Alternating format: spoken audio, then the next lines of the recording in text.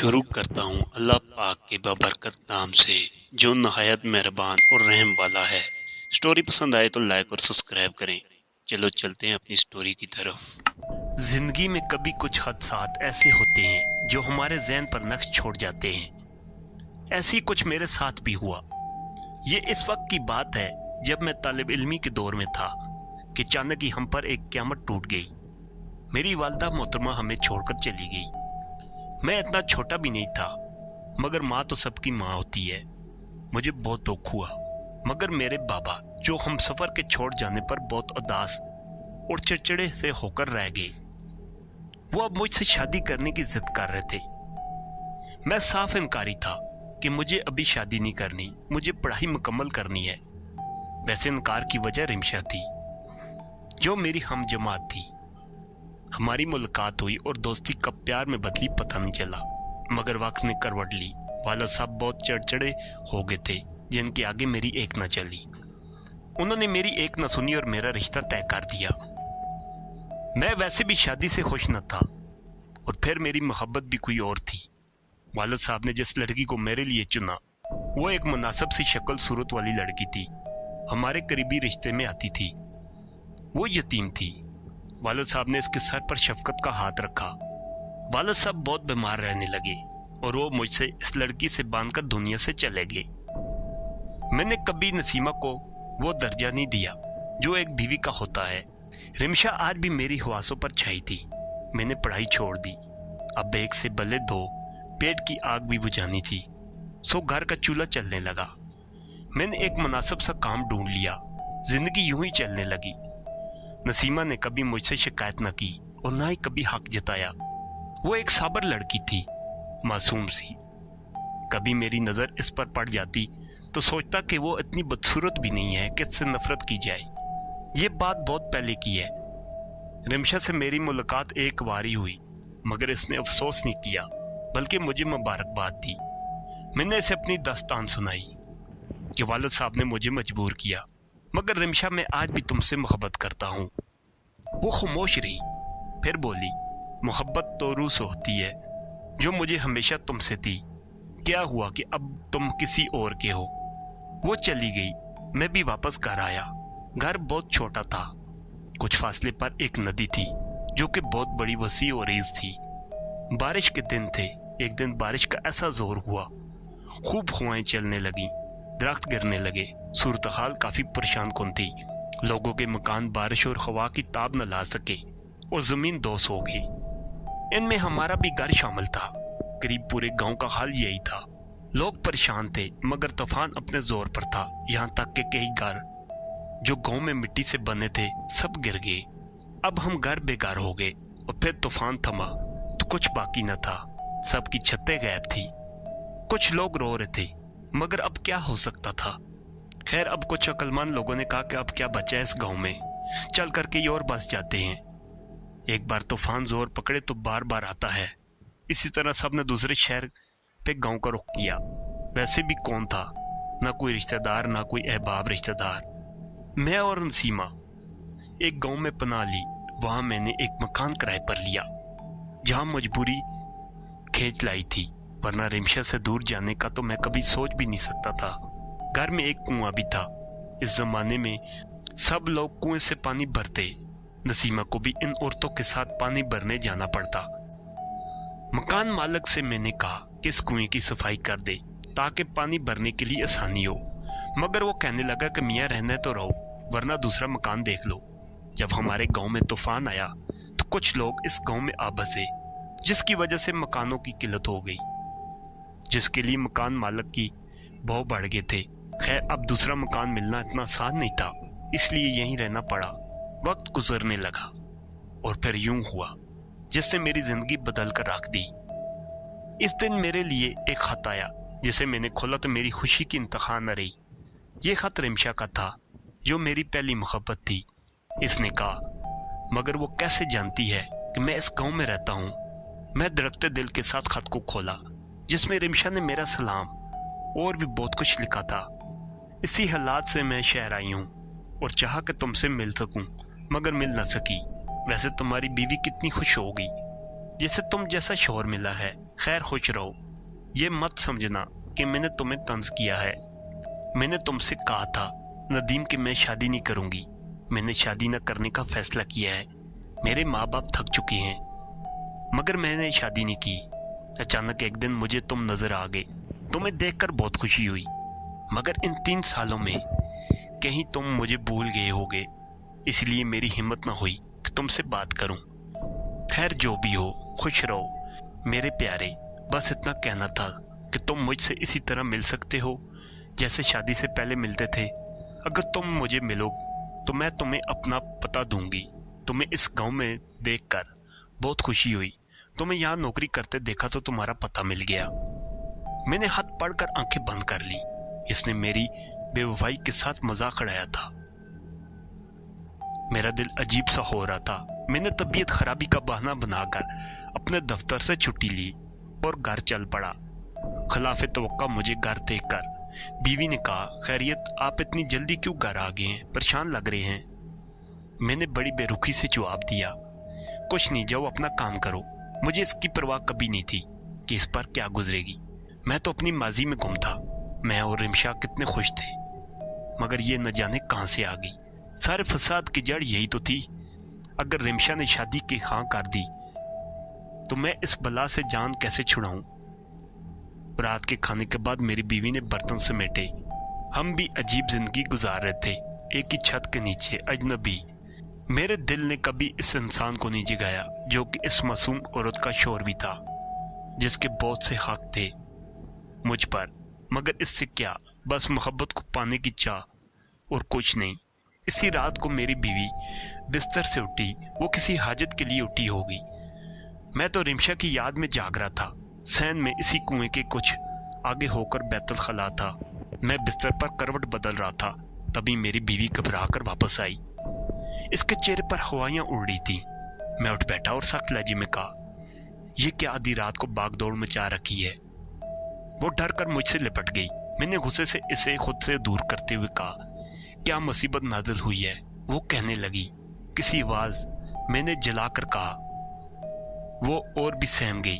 खैर मैंने कुछ नरमी से कहा, मैं देखता हूँ। इसने बच्चे की तरह मेरा हाथ पकड़ लिया। अब क्या हुआ, जाने भी दो। वो कहने लगी, वहां कुएं में कोई है। खैर सो जाओ, सुबह देखते हैं। मैंने इसे तसल्ली दी, मगर मैं खुद भी हैरान था कि ये ऐसी औरत नहीं कि मेरी तवज्जो हासिल करने के लिए सब नाटक करे। मैंने एक नजर इस पर डाली। वो अब भी खौफजदा थी।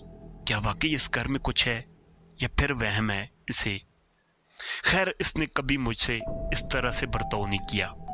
मैं हैरान था कि वो खौफजदा सी छत को घूर रही थी। सुबह हुई तो नाश्ते से फारग होकर मैंने बरह रास्त एक नजर इसी की तसल्ली के लिए कुएं पर डाली, मगर सैन में कोई शय ऐसी न थी जिस पर शक किया जाए। खैर मैं वहां से दफ्तर की तरफ चल पड़ा। चंद दिन सुकून के गुजरे। एक रात मेरी बीवी सोई हुई थी। मैं दफ्तर के किसी काम में मसरूफ था। वो नींद से घबरा कर उठी। मैंने कहा, क्या हुआ, क्या बात है? कि कोई ख्वाब तो नहीं देख लिया? मगर वो बेहद खौफजदा थी। इसका सांस तेज तेज चल रहा था। मैंने एक बार फिर सवालिया नजरों से इसकी तरफ देखा। कुछ बताओ भी। वो कहने लगी, मैंने ख्वाब नहीं देखा, बल्कि न जाने कैसे मैंने इस मनूस कुएं के पास पहुंच गई। मैं सुनकर हैरत में पड़ गया। वो तो बिस्तर पर गहरी नींद सोई थी। फिर इसने क्यों कहा कि वो कुएं के पास गई थी? मगर तुम तो यहीं बिस्तर पर थी। मैंने खुद तुम्हें देखा। अच्छा, तुमने कोई ख्वाब देखा होगा। मैंने इसे तसल्ली दी, मगर वो कहने लगी, कैसा ख्वाब? मैं सच कह रही हूँ, मैंने ख्वाब नहीं देखा। मैंने वहां एक औरत की आवाज सुनी। वहां किसी के हंसने की आवाज आ रही थी। और वो आवाज, कौन सी आवाज? इस बार मैंने इसके चेहरे पर गौर करते हुए कहा, वो वाकई सच कह रही थी। इसके चेहरे पर खौफ वाजा था। वो आवाज, हाँ, वो क्या कह रही थी? वो कुछ घबरा कर बोली, प्राण दो धन लो। क्या? मैंने हैरत से कहा, ऐसा कुछ भी नहीं है, तुम्हें वहम हुआ है। पिछले 3 साल से हम इस मकान में रहते हैं। फिर अचानक ये सब किससे? खैर तुम सो जाओ, मैं बाहर देखता हूँ। मैंने इसके मना करने पर भी टार्च उठाई और सैन में चला आया। वहां बदस्तूर सन्नाटे का राज था। मैंने सोचा कि शायद गांव में कोई पागल होगा जो रात के वक्त इधर निकल आया। मैंने आवाज दी, मगर जवाब में सिर्फ एक कहका सुनाई दिया। मैंने इस बात पर तवज्जो न दी और कमरे में आकर सो गया। یہ ان دنوں کی بات ہے جب بجلی بہت کم ہوا کرتی تھی اور زندگی اتنی پرسکون اور بے تکلف نہ تھی۔ سب سادہ لوگ ایک دوسرے کے دکھ سکھ میں شریک۔ خیر دن کے وقت جب میں نے اپنے دفتر سے گھر کی طرف آ رہا تھا، جو میرے گھر سے کچھ فاصلے پر تھا، راستے میں ایک دکان تھی جہاں پر ایک جنرل اسٹور تھا جس کے مالک کا نام پریتم لال، جو کہ بڑا ہی اچھا آدمی تھا، 50-60 سال کا آدمی۔ اخلاق بہت اچھا تھا اس کا۔ آدھی رات کے بھی کوئی بھی اسے پکارے تو فوراً مدد کے لیے حاضر ہوتا۔ میں نے آج بھی معمول کے مطابق اس سے سرگٹ لی۔ میں نے اس سے کہا کہ پریتم لال، کوئی مناسب سا مکان ہو تو پتہ کرو۔ کیوں بابو؟ وہ میری بات سن کر بولا، آپ جس مکان میں رہتے ہیں وہ بھی تو برا نہیں ہے۔ پریتم لال نے مجھ سے کہا کہ بابو کوئی بھی بات ہے تو مجھے بتاؤ، وہ مکان تو برا نہیں ہے، آپ کو کیوں دوسرا مکان چاہیے؟ میں نے دل میں سوچا کہ اس کو بات بتانی چاہیے کہ نہیں۔ پھر میں نے ساری بات پریتم لال کو سنا دی۔ وہ میری بات بغور سنتا رہا اور پھر جب میں نے بات مکمل کی تو اس نے کہا، ندیم بابو، میرا خیال ہے اس بات کا کھوج لگانا چاہیے۔ میں تو سمجھا کہ وہ میری بات کا یقین نہیں کرے گا، مگر وہ تو خود دلچسپی لے رہا تھا۔ بابو دھنے ہو، وہ صدا کوئی معمولی صدا نہیں بلکہ دھن کی لکشمی کی آواز ہے۔ لگتا ہے اسے تمہاری غربت پر ترس آ گیا۔ وہ خوش انداز میں بولا، لکشمی، وہ بھی دھن کی؟ کیا کہہ رہے ہو پریتم لال؟ ارے بھیا، تمہارے باغ کھل جائیں گے۔ اب اگر آواز آئے تو اس کی کھوج ضرور کرنا، کیا پتہ تمہارا کام بن جائے۔ میں حیرت سے پریتم کی باتیں سن رہا تھا۔ یہ کیا کہہ رہے ہو؟ ارے بابو، بہت پرانے زمانے میں اس گھر میں ایک بوڑھا رہتا تھا جو بڑا کنجوس تھا، روپیہ جوڑ کر رکھتا، گھر میں نوکر کو بھی مزدوری بہت کم دیتا، اول درجے کا بخیل۔ کہتے ہیں وہ کوئی سود ہی جانتا تھا۔ اس نے اپنے جیون میں ہی سارا دان گھر میں کئی دبا دیا اور اس پر ایک مورت بنا کر رکھ دی۔ کہتے ہیں کہ کئی برس اس مورت میں جان آتی ہے، وہ اس خزانے کی آزادی کے لیے صدا لگاتی ہے۔ میں یہ سب نہیں مانتا پریتم لال۔ دیکھو، ہمارا کام تھا تمہیں بتانا، اب تمہاری مرضی۔ ٹھیک ہے بھیا، خیر دیکھیں گے، میں نے مسکرا کر کہا اور وہاں سے چل پڑا۔ میں راستے بھر وہی سوچتا رہا، پریتم لال کی باتیں، وہ کتنا سچ کہہ رہا ہے اور کتنا جھوٹ، کچھ پتہ نہیں۔ خیر ان کے خیالوں میں گھر آ گیا۔ رات کے کھانے کے بعد میں اسی سوچ میں تھا کہ کیا ایسا ہو سکتا ہے؟ خیر اب کی اگر آواز آئی تو زمانے میں کیا حرج ہے، آگے کی آگے دیکھیں گے۔ میں نے دل میں ارادہ کیا۔ گرمی کے دن تھے اور بجلی کا کوئی پتہ نہیں تھا۔ مجھے کمرے میں گرمی کا احساس ہوا تو میں نے باہر سین میں چرپائی ڈالی اور وہیں لیٹ گیا۔ نسیمہ میری بیوی نے کہا کہ سین میں نہ سوئیں، مگر میرے آگے اس کی کیا چلتی، وہ بھی چپ چاپ ایک دوسری چرپائی پر لیٹ گئی۔ وہ بیچاری سارے دن کی تھکی، کچھ دیر بعد گہری نیند سو گئی، مگر مجھے نیند کہاں آتی۔ رات کا دوسرا حصہ ہوگا۔ میں بستر سے اٹھ کر قضائے حاجت کے لیے اسی کنویں سے ہو کر بیت الخلا کی طرف گیا۔ میں نے ایک نظر اس کی طرف دیکھا جہاں وہ کنواں تھا۔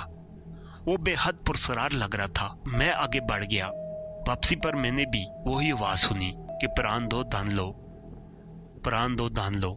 میرے قدم وہیں ٹھٹک کر رہ گئے۔ مجھے پریتم لال کی بات یاد آ گئی۔ اے بابو، آزمانے میں کیا حرج ہے، کیا پتہ دھن لکشمی تمہیں بہت سا دھن دے دے۔ پریتم لال نے ایک اور بات کہی تھی کہ دھن پانے کی تمہیں ایک جیون لکشمی کو دان کرنا ہوگا۔ میں نے اسی وقت اپنا رخ کنویں کی طرف کیا اور پوچھا کون ہو؟ پھر وہی آواز سنائی دی، پران دو مایا لو۔ میں حیران تھا، اس وقت پریتم لال کی کئی باتیں مجھے سچ لگ رہی تھی۔ میں کنویں کے پاس سے ہٹ کر کمرے کی طرف بڑھا۔ میں نے کبھی سوچا بھی نہیں تھا کہ میں ایسا کر سکتا ہوں، مگر دولت اور محبت دونوں کو پانے کا ایک ہی طریقہ تھا۔ میں نے ایک کاغذ کا ٹکڑا لیا جو کہ بالکل خالی تھا، اسے تویز بنایا، اسے ایک سیاہ کپڑے میں محفوظ کیا اور اطمینان سے کمرے سے نکل آیا۔ آپ سوچ رہے ہوں گے کہ میں نے اس تویز کا کیا کروں گا۔ وہ تو میں نے خود بھی نہیں سوچا تھا کہ اس حد تک گر سکتا ہوں، مگر کیا کرتا، رمشا کی محبت اور دوسری دھن ملنے کی خوشی۔ میں نے باہر آ کر نسیمہ کو دیکھا جو بیچاری گہری نیند سو رہی تھی۔ میں نے اسے آستہ سے ہلا کر جگایا۔ وہ بڑبڑا کر اٹھ بیٹھی، کون ہے کون ہے؟ میں نے پیار سے کہا، میں ہوں۔ نسیمہ ڈرو نہیں، وہ کہنے لگی، کیا بات ہے، آپ نے اتنی رات کو کیوں جگایا؟ کسی چیز کی ضرورت تو نہیں؟ میں نے اسے تویز دکھایا۔ یہ تم کہہ رہی تھی نا کہ یہ گھر اسیب زدہ ہے، तो मैं शाह जी के पास गया था। उन्होंने ये तवीज़ दिया है और सख्त हदायत की है। मैंने कहा, शाह जी ने कहा है कि तुम्हारे हाथों तवीज़ कुएं में डाला जाए, जिससे वो असेब ख़त्म हो जाएगा।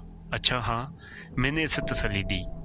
मैं कुछ देर इसके साथ कदम पे कदम मिलाकर चलता रहा, फिर मैंने अपने कदम रोक लिए। वो कहने लगी, चलिए ना। मैंने बड़ी मकारी और अदकारी से कहा, नहीं नसीमा, बस शाह जी ने कहा कि तवीज़ डालते हुए मैं तुमसे दूर रहूं। वो मुझे देख रही थी। मैंने इसे हौसला दिया कि डाल दो तवीज़, और फिर जैसे ही इसने तवीज़ कुएं की तरफ फेंका, जो कि फर्जी था, इसी लम्हे कुएं से किसी के हंसने की आवाज़ आई, और वो वहीं जुमला, प्राण दो दान लो। और फिर नसीमा कुएं में ऐसे गिरी जैसे किसी नादीदा ताकत ने इसे कुएं में खींचा हो। मैंने अपनी लालच में नसीमा को मोहरा बनाया। मैंने नदामत के तहत आगे बढ़कर कुएं में झांका, मगर वो तो नसीमा का नामो निशान भी नहीं था।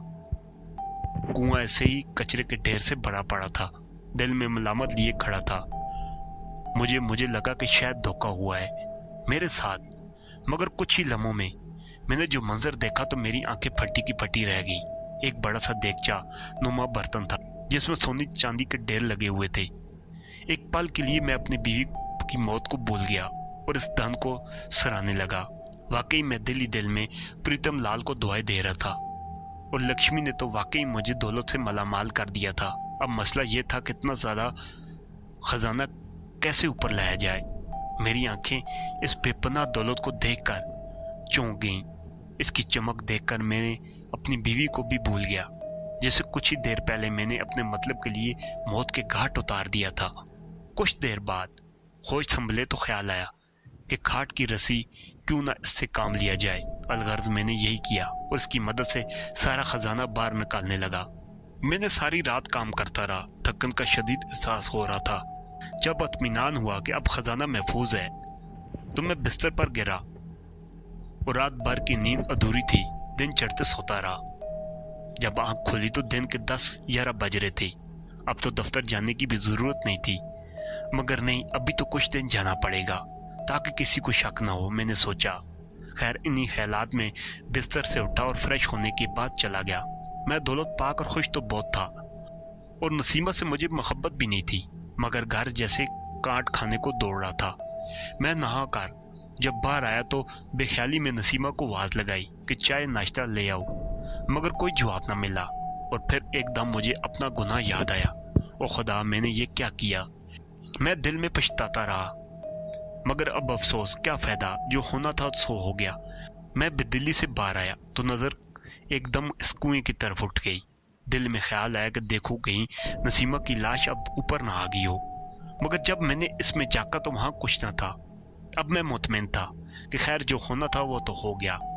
मैंने बाहर जाकर नाश्ता लिया और घर आकर बड़े आराम से नाश्ता करने लगा। अब फिक्र थी इतना सारा खजाना कहाँ रखूं। मैं कुछ सोचकर नाश्ते के बाद बाहर निकला, यहाँ वहाँ घूमता रहा, मगर साथ ही ये फिक्र भी थी कि कहीं माल चोरी ना हो जाए। मैं ये सोचकर घर आ गया। घर आकर मैंने सहन का दरवाजा बंद किया और कमरे में जाकर इस खजाने को देख रहा था। तभी दरवाजे पर दस्तक हुई।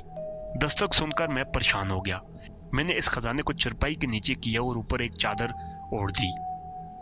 दरवाजे पर दस्तक बार बार होती रही।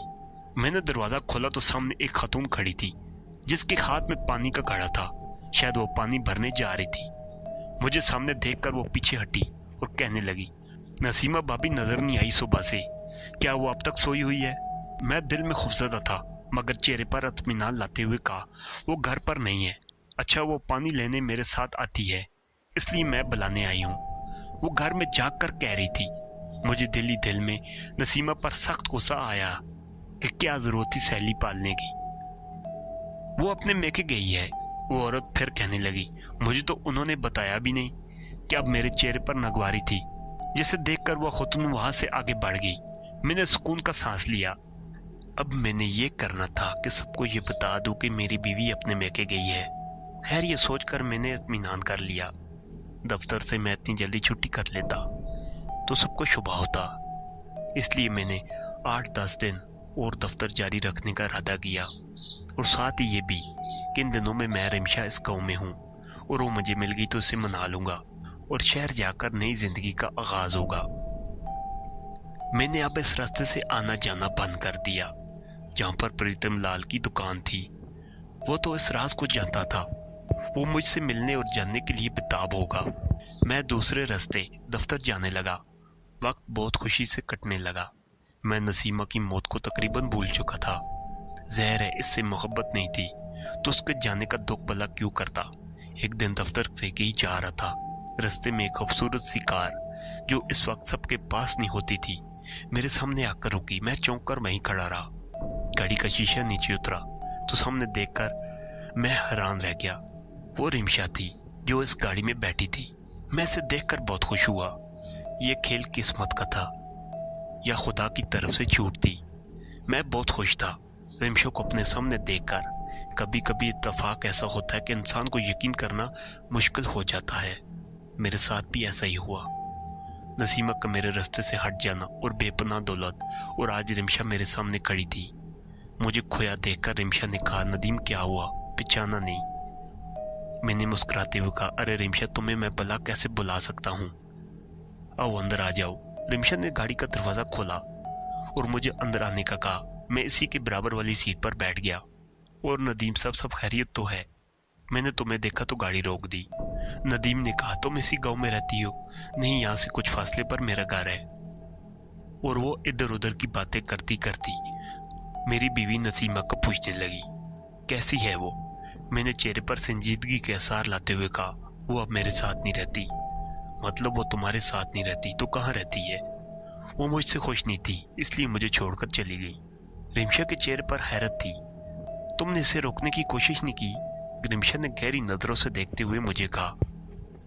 रिमशा रोका होने जाता है जिनके दिल में जगह हो। वो कुछ खामोश सी हो गई। तुम अकेली रहते हो? हाँ, मैं अकेला ही रहता हूँ। रिमशा, अगर तुम मेरा साथ दो तो मेरी तन्हाई कम हो जाए। मैंने रिमशा का हाथ अपने हाथ में लिया और इससे अपनी मोहब्बत का इज़हार किया। रिमशा, मैं आज भी तुमसे इतनी मोहब्बत करता हूँ जितनी आज के 3 साल पहले करता था।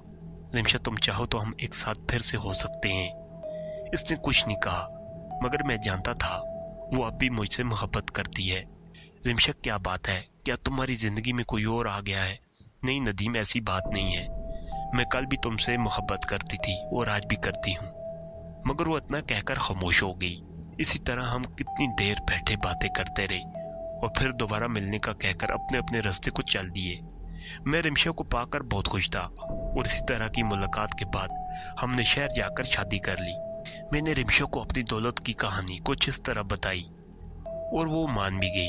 मैंने कहा, मेरे दादा की कुछ जमीन थी जिनकी फरोख्त पर हमारे हिस्से में बहुत सा पैसा आया।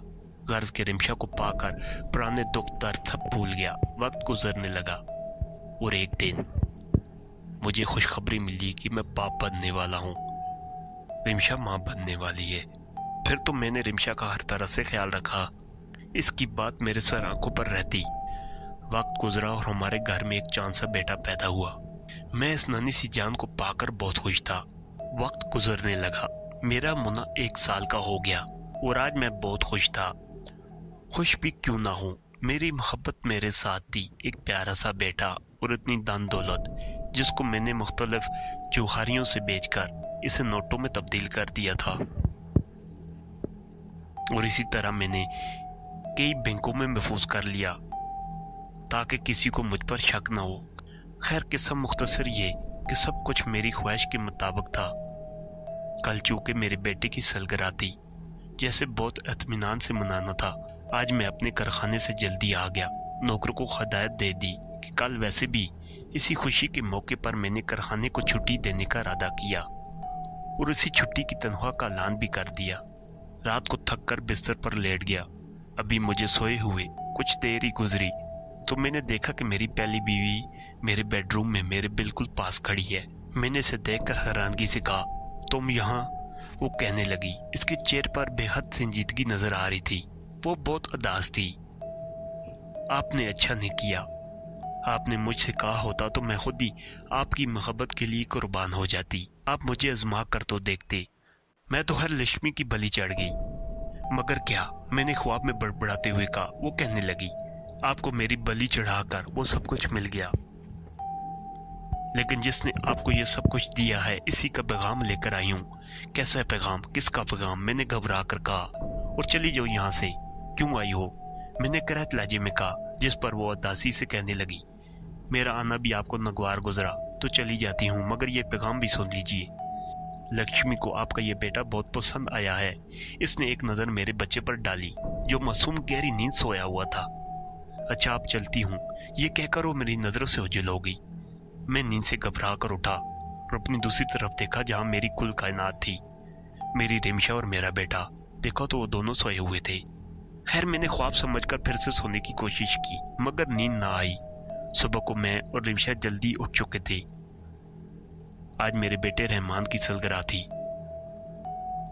جس کے لیے بہت سے کام باقی تھے۔ میں نے نوکروں سے کہہ کر کوٹھی کی سجاوٹ کا کام کروایا، ہر طرح کا انتظام، ہر طرف نوکروں کی بھاگ دوڑ۔ میں اور رمشا بازار سے سامان لے آئے۔ قریب شام 7 بجے تک مہمان آنے لگے۔ ہر طرف خوشی خوشی تھی۔ ایک طرف کھانے کی میز تھی جس پر میں نے بے تکلف کھانوں کا تمام کیا تھا، غرض کہ میں نے خوب پیسہ خرچ کیا تھا۔ مہمان آ چکے تو رمشا نے بچے کو گود میں اٹھایا اور کیک کاٹنے میں اس کے برابر شریک رہی۔ پورا حال تالیوں کی شور اور مبارکباد کی صدا سے گونج اٹھا، مگر ایک پل میں منظر بدلا اور بچے کے خلق سے زوردار چیخ نکلی، ایک دم سے جیسے سکتہ چھا گیا۔ بچے کی منہ سے خون کی الٹی نکلی اور پھر دیکھتے ہی دیکھتے اس نے ہم سب سے رشتے توڑ دیے۔ وہ مر چکا تھا۔ رمشا پاگلوں کی طرح زور زور سے رونے لگی۔ نہ کوئی ڈاکٹر نہ کوئی علاج کی نوبت آئی۔ آج اس سے 1 سال پہلے اس نے جس ماں کی گود میں آنکھ کھولی تھی، سال بعد اس نے اسی گود میں اپنی آنکھیں بند کر لی، ہمیشہ کے لیے۔ میں تو جیسے سمجھ ہی نہ پایا کہ اچانک کیا ہو گیا۔ میں نے آگے بڑھ کر بچے کو لینا چاہا، مگر رمشا نے میرے ہاتھ سے بچہ دینے انکار کر دیا۔ اچانک خوشی جیسے غم میں بدل گئی تھی۔ رمشا کی کیفیت دیوانوں جیسے تھی۔ وہ دھاڑے مار مار کر روتی۔ وہ ایک ماں تھی اور ماں کا غم ماں ہی جانے۔ وقت گزرنے لگا مگر رمشا اب بھی بجھی بجھی رہتی۔ وہ تو بچے کے غم میں بستر سے لگ گئی۔ اس کی ذہنی کیفیت بھی کچھ نارمل نہ تھی۔ وہ 2-3 مہینے سے بستر سے لگی رہی۔ زندگی کس کے لیے جانے پر رکی ہوئی ہے؟ وہ تو اپنی رفتار سے چلتی ہے۔ میرا بزنس اپنے شہر نہیں بلکہ دوسرے شہروں میں پھیلا تھا۔ میں اپنے کاموں میں الجھ کر اپنے بچے کو قریب تھا کہ بھول گیا، مگر رمشا تو ایک ماں تھی جس کے لیے اس کا بچہ ہی سب کچھ تھا۔ وہ اپنے بچے کو بھول نہیں پا رہی تھی۔ لکشمی نے اپنا کام کر لیا تھا، مگر رمشا کے لیے یہ غم بہت اذیت ناک تھا۔ میں پھر سے اپنے کاموں میں مصروف ہو گیا۔ میں نے محسوس کیا تھا کہ میری زندگی میں دولت کا سکھ پڑتا جا رہا ہے اور خوشیاں مجھ سے دور ہوتی جا رہی ہیں۔ ایک دن خلاف معمول میرے دفتر کا ٹیلی فون بجنے لگا۔ میں نے فون ریسیو کیا تو معلوم ہوا کہ فون میرے گھر سے ہے۔ یہ فون کسی نوکر نے کیا تھا۔ وہ کافی گھبرایا ہوا تھا۔ اس نے گھبراتے ہوئے لہجے میں کہا، صاحب بیگم صاحبہ کے کمرے سے ایک چیخ سنائی دی، مگر وہ دروازہ نہیں کھول رہی۔ صاحب کیا کرے؟ میں پریشان ہو کر کہا، دروازہ توڑ دو، میں آتا ہوں۔ اور میں جلدی سے گاڑی کی چابی لے کر دفتر سے باہر نکلا۔ میں اس وقت بہت جلدی میں تھا۔ مجھے اب بھی اپنی پہلی بیوی اور لکشمی کی کوئی چال معلوم ہو رہی تھی۔ میں نے ہوا کی تیزی سے گاڑی چلائی اور گھر کے سامنے جا کر رکا۔ میں جلدی سے گاڑی کا دروازہ کھول کر باہر نکلا اور اپنے بنگلے کی گیٹ کی طرف لپکا۔ جب میں رمشا کے کمرے کے پاس پہنچا تو دیکھا حویلی کے تمام نوکر پریشان کھڑے ہیں۔ کوئی رمشا کو آوازیں دے رہا تھا تو کوئی دروازہ توڑنے کی ناکام کوشش کر رہا تھا۔ میں نے آگے بڑھ کر پوچھا کیا ہوا تو کسی نوکر نے بتایا، صاحب بیگم صاحبہ آج صبح سے اپنے کمرے میں تھی، وہ باہر نہیں آئی۔ میں اس بات پر حیران تھا، مگر یہ وقت ان سب باتوں کا نہیں تھا۔ میں نے اپنے ساتھ 1-2 نوکروں سے کہا کہ میرے ساتھ مل کر دروازہ توڑو۔ ہم نے دروازہ کھولا تو دیکھا تو میرے پاؤں تلے سے زمین نکل گئی۔ رمشا بستر پر بے سود پڑی تھی۔ اس کے پاؤں کے پاس ہی بہت بڑا سانپ بیٹھا تھا، جسے دیکھ کر میں بھی سہم گیا۔ مگر یہ کیا، دیکھتے ہی دیکھتے وہ سانپ نظروں سے اوجھل ہو گیا۔ میں لپک کر رمشا کی طرف بڑھا، اس کا ہاتھ اپنے ہاتھ میں لیا، مگر اس میں تو جان ہی نہیں تھی۔ میں زور زور سے اس کا ہاتھ سہلانے لگا۔ مجھے لگا شاید وہ زندہ ہے اور بے ہوش ہو گئی ہے، مگر یہ میرا وہم تھا۔ رمشا مر چکی تھی اور میں تنہا رہ گیا تھا۔ میں نے زندگی سے ایک بہت بڑا سبق سیکھا ہے۔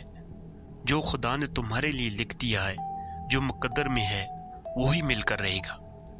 میری طرح زیادہ کی خواہش اور لالچ کی تو انجام بہت برا۔ میں اب بھی رمشا کی قبر پر بیٹھا آنسو بہاتا رہتا اور خدا کے حضور اپنے گناہوں کی توبہ کرتا۔ میں نے لالچ میں اپنی پہلی بیوی کو اسی کنویں میں ڈال دیا اور اسی لالچ نے مجھے میرا سب کچھ چھین لیا۔ دوستو، یہ تھی میری داستان۔ اس کے ساتھ اجازت چاہتا ہوں، پھر ملیں گے ایک نئی تحریر کے ساتھ۔ خدا حافظ، دعا میں یاد رکھیں۔ سٹوری پسند ہے تو لائک ضرور کریں اور کمنٹس کریں۔